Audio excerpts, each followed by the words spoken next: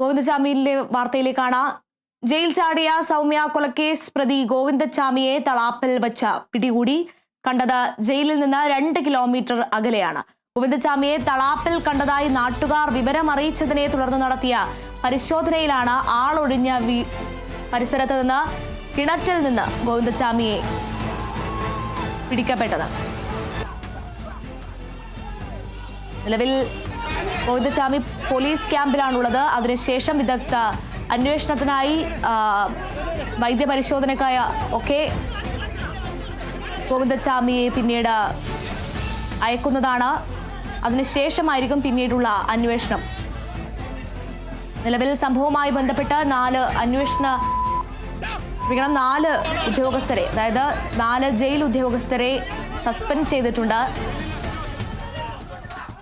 കഴിഞ്ഞ രാത്രി ഡ്യൂട്ടിയിലുണ്ടായിരുന്ന ഉദ്യോഗസ്ഥരെയാണ് സസ്പെൻഡ് ചെയ്തത്. നിലവിൽ സംഭവം പ്രതിപക്ഷം ഏറ്റെടുത്തിരിക്കുകയാണ്. സംഭവ സ്ഥലത്ത് നിരവധി പ്രതിഷേധങ്ങളാണ് പ്രതിപക്ഷ സംഘടനകൾ നടത്തിക്കൊണ്ടിരിക്കുന്നത്. BJP, UDF അടക്കം വലിയ രീതിയിലുള്ള പ്രതിഷേധങ്ങളാണ് സംഭവ സ്ഥലത്ത് നടത്തിക്കൊണ്ടിരിക്കുന്നത്. ഗുരുതര വീഴ്ച സംഭവിച്ചു, സർക്കാരിന് ഗുരുതര വീഴ്ച സംഭവിച്ചു, ആഭ്യന്തരത്തിന് ഗുരുതര വീഴ്ച സംഭവിച്ചു. പോലീസിന്റെ തക്ക സമയത്ത് ഇടപെട്ടിട്ടില്ല, തക്ക സമയത്ത് വീഴ്ചകൾ അത് ബന്ധപ്പെട്ടവരെ അറിയിച്ചില്ല. അതുകൊണ്ടാണ് ഇത്തരത്തിൽ ഇത്രയും വലിയൊരു കൊടും ക്രിമിനൽ രക്ഷപ്പെട്ടതെന്നാണ് പ്രതിപക്ഷമടക്കമുള്ള സംഘടനകൾ വ്യക്തമാക്കുന്നത്. അവിടെ CPM കോട്ടയാണ് എന്നാണ് നിലവിൽ പ്രതിപക്ഷം ആരോപിക്കുന്ന മറ്റൊരു കാര്യം. ഇത്തരത്തിൽ ഗോവിന്ദചാമി അവിടെ രക്ഷപ്പെടാനുള്ള സാഹചര്യം ഉണ്ടായെങ്കിൽ മറ്റുള്ള പ്രതികൾ അവിടെ എങ്ങനെയായിരിക്കും നിൽക്കുന്നത് എന്നാണ് പ്രതിപക്ഷ സംഘടനകൾ ആരോപിക്കുന്നത്. നിലവിൽ സംഭവ സ്ഥലത്ത് നിന്ന് ജോസഫ് ചേരുന്നുണ്ട്. ജോസഫ്, പ്രതിപക്ഷ സംഘടനകളുടെ പ്രതിഷേധം എപ്രകാരമാണ് അവിടെ പോകുന്നത്? അജുന, പ്രതിപക്ഷ പ്രതിഷേധങ്ങൾ ഇപ്പോൾ അവസാനിച്ചിരിക്കുന്നു. കോൺഗ്രസിന്റെ നേതൃത്വത്തിൽ, DCCയുടെ നേതൃത്വത്തിൽ കണ്ണൂർ സെൻട്രൽ ജയിലിന്റെ മുമ്പിലേക്ക് നടത്തിയ പ്രതിഷേധ മാർച്ച് ഇപ്പോൾ പിരിഞ്ഞു പോയിരിക്കുന്നു. അവർ പ്രധാനമായും ആവശ്യപ്പെട്ടത് തടവുകാർ പോലീസ് ഉദ്യോഗസ്ഥരാകുകയും ഉദ്യോഗസ്ഥർ തടവുകാരാകുകയും ചെയ്യുന്ന ഒരു പ്രത്യേക സ്ഥിതിവിശേഷമാണ് കണ്ണൂർ സെൻട്രൽ ജയിലിൽ നിലനിൽക്കുന്നത്. ഇതിന്റെ പ്രകടമായ ഉദാഹരണമാണ് ഇന്ന് രാവിലെ കണ്ടത്. കൊടും കുറ്റവാളിയായിട്ടുള്ള ഗോവിന്ദചാമി പോലും നിഷ്പ്രയാസം ജയിൽ ചാടുന്ന ഒരു സാഹചര്യമാണ് ഉണ്ടായത്. അത്തരത്തിൽ ഇത് വലിയ രീതിയിലുള്ള കൃത്യവിലോപമാണ് ഈ സംസ്ഥാന സർക്കാരിന്റെ ഭാഗത്തുനിന്ന്, പ്രത്യേകിച്ച് ജയിൽ വകുപ്പിന്റെ ഭാഗത്തുനിന്ന് ഉണ്ടായതെന്നാണ് പ്രധാനമായും ഉന്നയിക്കുന്നത്. എന്തായാലും ഈ വിഷയത്തിൽ പ്രത്യക്ഷ സമരങ്ങളുമായി ഈ ജനങ്ങളിലേക്ക് ഈ ക്യാമ്പയിൻ എത്തിക്കുന്നതിന്റെ ഭാഗമായി കൂടുതൽ സമര പരിപാടികൾ നടത്തുമെന്നാണ് ഈ ഘട്ടത്തിൽ DCC വ്യക്തമാക്കിയിട്ടുള്ളത്. പ്രധാനമായും ആരോപിക്കുന്ന ഒരു വിഷയം എന്ന് പറയുന്നത് കണ്ണൂർ സെൻട്രൽ ജയിൽ CPM തടവ് പുള്ളികളെ കൊണ്ട് നിറച്ചിരിക്കുകയാണ്. അതുകൊണ്ട് തന്നെ ജയിൽ ഭരിക്കുന്നത് CPM പ്രവർത്തകരാണ്. അതുകൊണ്ട് തന്നെയാണ് ഇത്തരത്തിലുള്ള കൃത്യവിലോപം ഉണ്ടായത്. ഗോവിന്ദചാമിക്ക് രക്ഷപ്പെടാൻ സഹായം ചെയ്തവരാരൊക്കെയാണോ അവരെയൊക്കെ കൃത്യമായി അന്വേഷണം നടത്തി നിയമത്തിന്റെ മുൻപിൽ കൊണ്ടുവരികയും ഈ ഇത്തരം സംഭവങ്ങൾ ആവർത്തിക്കാതിരിക്കാനുള്ള കർശന നിർദ്ദേശം പോലീസിന് നൽകുകയും ചെയ്യണമെന്നാണ് പ്രധാനമായും പ്രതിപക്ഷം ആവശ്യപ്പെട്ടിട്ടുള്ളത്.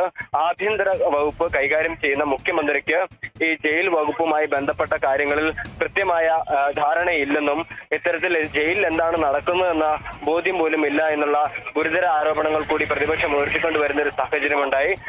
പോലീസ് ഇവിടെ നിന്ന് ഈ പ്രവർത്തകരെ ഇപ്പോൾ പിരിച്ചുവിട്ടിരിക്കുകയാണ്. അല്പസമയത്തിനുള്ളിൽ ഈ മറ്റു നടപടികളെല്ലാം പൂർത്തിയാക്കി ഈ പ്രതിയായിട്ടുള്ള ഗോവിന്ദചാമിയെ മെഡിക്കൽ ഉൾപ്പെടെയുള്ള പരിശോധനകൾ പൂർത്തിയാക്കി ഇങ്ങോട്ടേക്ക് തന്നെ തിരിച്ചെത്തിക്കുമെന്നാണ് അറിയാൻ സാധിക്കുന്നത്. എന്തായാലും ഇന്ന് പുലർച്ചെയാണ് കൊടും കുറ്റവാളിയായിട്ടുള്ള ഗോവിന്ദചാമി അതീവ സുരക്ഷയുള്ള കണ്ണൂർ സെൻട്രൽ ജയിലിൽ നിന്ന് അതിവിദഗ്ധമായി രക്ഷപ്പെട്ടത്. അതിനുശേഷം പോലീസ് വ്യാപകമായ തെരച്ചിലാണ് സംസ്ഥാനത്തിന്റെ വിവിധ ഭാഗങ്ങളിലും നടത്തി വന്നിരുന്നു. ഇതിനിടെ സെൻട്രൽ ജയിലിന് 2 കിലോമീറ്റർ പരിധിയിലുള്ള തളാപ്പിൽ നിന്ന് ഒരു ഒഴിഞ്ഞ പൊട്ടക്കിണറ്റിൽ നിന്ന് ഇയാളെ കണ്ടെത്തുന്ന ഒരു സാഹചര്യമാണ് ഉണ്ടായത്. പോലീസിൽ ഈ സംഭവവുമായി ബന്ധപ്പെട്ട് കൃത്യമായ അറിവുണ്ടായിരുന്നു എന്നുള്ള കാര്യങ്ങളാണ് പ്രതിപക്ഷം ഉയർത്തിക്കൊണ്ടുവരുന്നത്. സമാന രീതിയിൽ മറ്റ് തടവുകാരും എന്തൊക്കെ ജയിലിൽ കാണിക്കുന്നുണ്ട് എന്നുള്ള കാര്യത്തിൽ കൃത്യമായ ഒരു അന്വേഷണം വേണമെന്ന ആവശ്യം കൂടി പ്രതിപക്ഷം ഇപ്പോൾ ഉയർത്തിക്കൊണ്ടുവരുന്നുണ്ട്.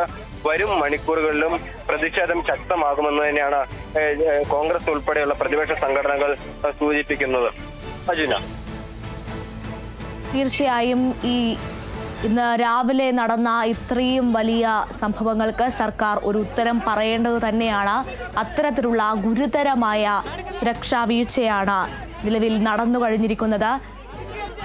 ഏകദേശം 20 ദിവസത്തെ പ്ലാനിങ്ങോടുകൂടിയാണ് ഗോവിന്ദച്ചാമി മതിൽ ചാടിയതെന്നാണ് നിലവിൽ പുറത്തുവരുന്ന വിവരം. അത്തരത്തിലാണെങ്കിൽ അതിന് സഹായിച്ച വ്യക്തികൾ, സഹായിച്ച എന്തൊക്കെ തരത്തിലുള്ള കാര്യങ്ങളാണ് എന്നതൊക്കെ അടക്കമുള്ള വിശദമായ അന്വേഷണ റിപ്പോർട്ട് പുറത്തു വരേണ്ടിയിരിക്കുന്നു.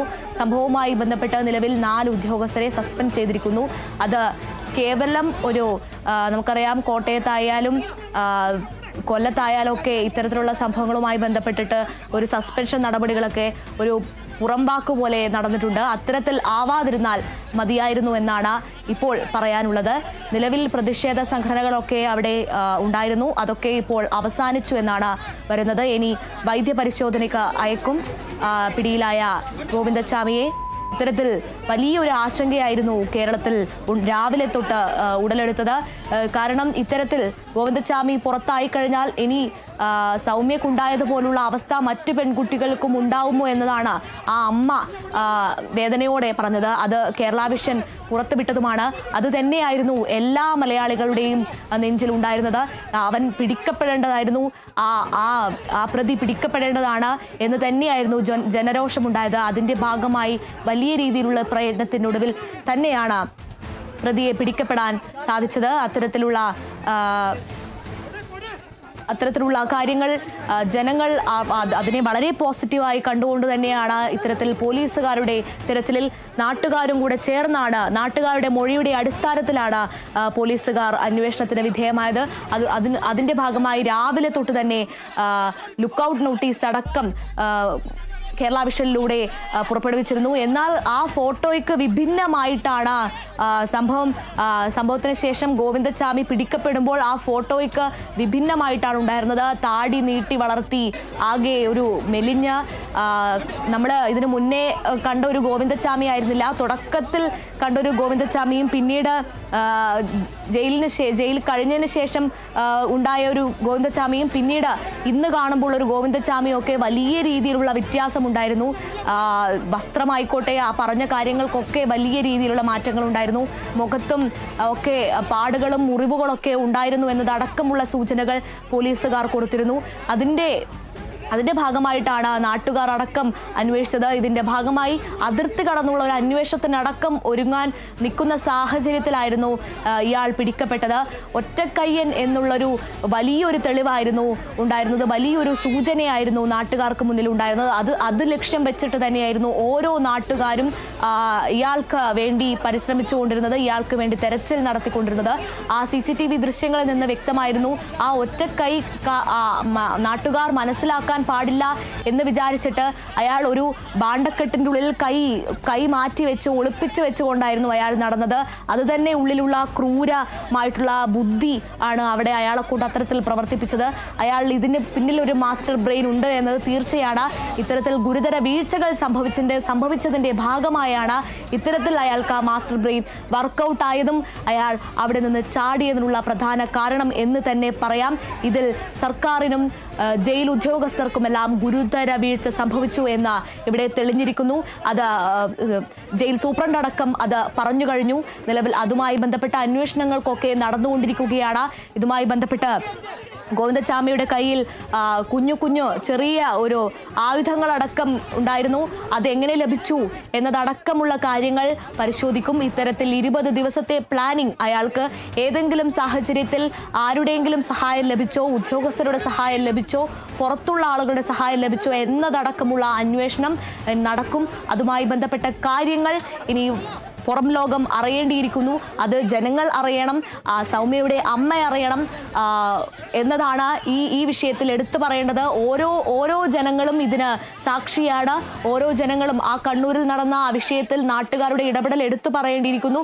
അവരുടെ സമയോചിതമായ ഇടപെടൽ, വളരെ പോസിറ്റീവായിട്ടുള്ള ഒരു ഇടപെടൽ, ഒരു സ്വന്തം വീട്ടിൽ സ്വന്തം ഒരു കുട്ടിക്ക് സംഭവിച്ച അതേ ഒരു പ്രാധാന്യത്തോടു കൂടിയാണ് അവരെല്ലാവരും സൗമ്യയെ ഏറ്റെടുത്തത്. നടക്കുന്നത്. അതിൻ്റെ ഭാഗമായിട്ടാണ് ഇത്തരത്തിൽ ഒരു പരിശ്രമത്തിൻ്റെ ഒടുവിലാണ് ഇയാളെ പിടികൂടാൻ സാധിച്ചത്.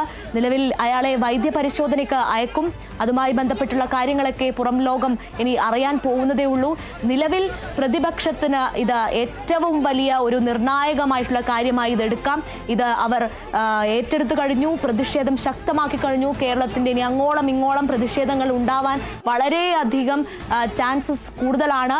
അതുമായി ബന്ധപ്പെട്ട് ഇപ്പോൾ തന്നെ നിലവിൽ കണ്ണൂരിൽ പ്രതിപക്ഷ പാർട്ടികളായ UDF-ന്റെയും BJP-യുടെ ഒക്കെ പ്രതിഷേധങ്ങൾ നടന്നു കഴിഞ്ഞു. ഇനി അതുമായി ബന്ധപ്പെട്ട് ഇനി എന്തൊക്കെയാണെന്നുള്ളത് വരും മണിക്കൂറിൽ പുറത്ത് വരുന്നതായിരിക്കും. ഏകദേശം പുലർച്ചെ 1:15-ഓടെയാണ് ഇയാൾ ജയിൽ കടന്നതെന്നാണ് പുറത്തു വരുന്നത്. അതിനുശേഷം അത് ജയിൽ അധികൃതർ അറിയുന്നത് 5 മണിയോടെയാണ്. കാരണം ഏകദേശം ഒരു 5 മണി ആ സമയത്താണ് ജയിലിലുള്ള ഇത്തരം പ്രതികളുടെ എണ്ണം എടുക്കുന്ന ഒരു സമയമുള്ളത്. ആ സമയത്താണ് ഈ ഗോവിന്ദച്ചാമി എവിടെ എന്നുള്ളൊരു ചോദ്യം ഉയർന്നതും അതിനുശേഷവും മറ്റുള്ള സെല്ലുകളിലും മറ്റുള്ള പ്രതികളോടും ചോദിക്കുകയും മറ്റുള്ള പ്രതികളടക്കം ചേർന്നാണ് ഈ ഗോവിന്ദച്ചാമിയെ അന്വേഷിച്ചതെന്നാണ് പുറത്തു വരുന്ന വിവരം. അതനുസരിച്ചാണ് ഇല്ല എന്ന് ഉറപ്പുവരുത്തിയതിൽ ശേഷമാണ് ഒരു 7 മണിയോടെ ഉന്നത ഉദ്യോഗസ്ഥരിലേക്ക് ഇത് എത്തിച്ചത്.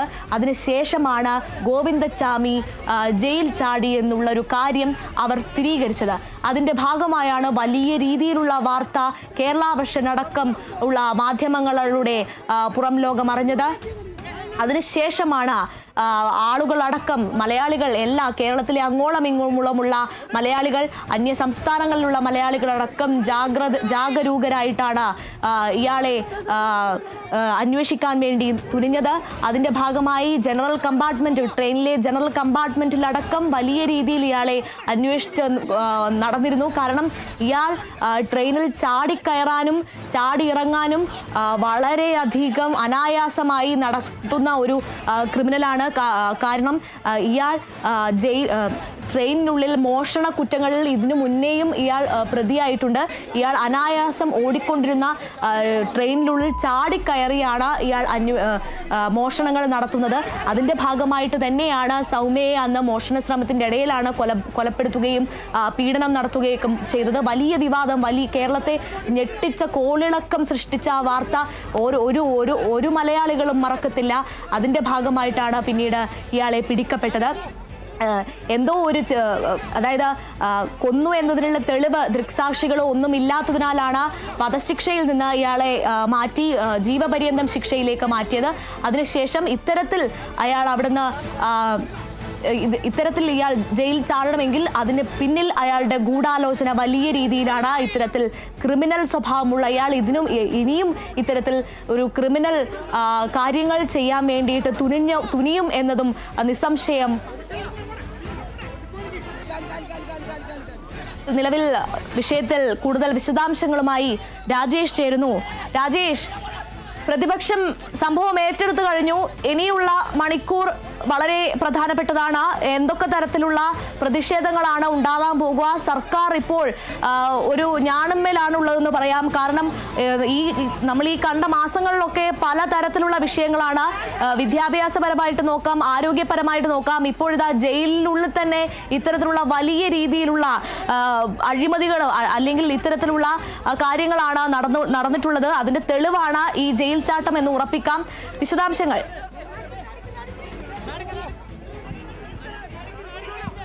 അർജുന, ഈ വിഷയം പ്രതിപക്ഷം എങ്ങനെ ഏറ്റെടുത്തു എന്നതിനോടൊപ്പം ഈ ജയിലിലെ സുരക്ഷ ഇപ്പോൾ എങ്ങനെയാണ്, അല്ലെങ്കിൽ ഈ സുരക്ഷ എങ്ങനെയെന്ന ചോദ്യമാണ് നിലവിൽ ഇപ്പോൾ ഉയരുന്നത്. അത് പ്രധാനമായും വേട്ടക്കാരെല്ലാം ജയിലിലുണ്ടാകുമ്പോൾ ഇരകൾ ഈ സ്വസ്ഥ ജീവിതം എങ്ങനെ നാട്ടിൽ നയിക്കും എന്നതിലേക്ക് നയിക്കുകയാണ് ഈ ജയിലിലെ സുരക്ഷ. എന്തായാലും നിലവിലിപ്പോൾ ഈ പിടികൂടിയിട്ടുള്ള ഗോവിന്ദച്ചാമിയെ ജില്ലാ ആശുപത്രിയിൽ പ്രവേശിപ്പിച്ച് വൈദ്യപരിശോധന പൂർത്തിയാക്കിയെന്നാണ് നിലവിൽ ഇപ്പോൾ പുറത്തു വരുന്നത്. ഇനിയായിരിക്കാം പോലീസ് അതിൻ്റെ അടുത്ത ഘട്ടം എന്ന നിലയിലേക്ക് കടക്കുക. അതിൽ പ്രധാനമായും ഈ ഗോവിന്ദചാമിയെ വിശദമായി തന്നെ ചോദ്യം ചെയ്യാൻ തന്നെയാണ് നിലവിൽ ഇപ്പോൾ തീരുമാനം. അതിൽ തന്നെ ഈ പ്രാഥമിക വിവരമനുസരിച്ച് ഒരു മാസങ്ങൾ നീണ്ട ആസൂത്രണമാണ് ഈ ജയിൽ ചാട്ടത്തിന് പിന്നിലെന്നാണ് നിലവിൽ ഇപ്പോൾ പ്രാഥമികമായി പോലീസിന് ലഭിച്ച വിവരം. അത് പ്രധാനമായി അരിഭക്ഷണം ഒഴിവാക്കി ശരീരഭാരം കുറച്ചിട്ടുണ്ട് എന്നതാണ് പോലീസിന് ലഭിച്ച ഒരു വിവരം. അതുപോലെ തന്നെ മാസങ്ങളായി ഈ പ്രതി വ്യായാമം ചെയ്തു. അതുപോലെ തന്നെ ഈ കമ്പി മുറിച്ചത് ഈ തുരുമ്പ് പിടിച്ച കമ്പിയാണ്